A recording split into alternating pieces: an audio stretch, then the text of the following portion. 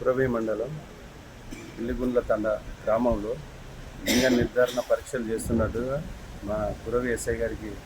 నమ్మదగిన సమాచారం రాగానే నేను మరియు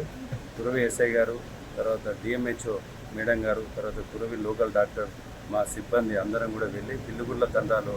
ఒక ఇంట్లో చెక్ చేయగా అక్కడ లింగ నిర్ధారణ సంబంధించినటువంటి ఒక ఇన్స్ట్రుమెంట్ స్కానర్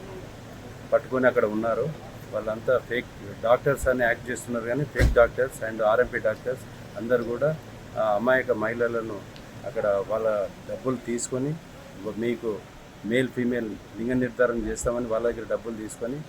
అది అనుమతులు లేని ప్రభుత్వ అనుమతి లేకుండా అక్కడ లింగ నిర్ధారణ చేస్తున్న వారిని నిన్న సాయంత్రం వారిని అందరినీ అరెస్ట్ చేసి పోలీస్ స్టేషన్ తీసుకొచ్చి ఈరోజు గౌరవనీయులైన మేజిస్ట్రేట్ గారి ముందు హాజరుపరచడం జరుగుతుంది.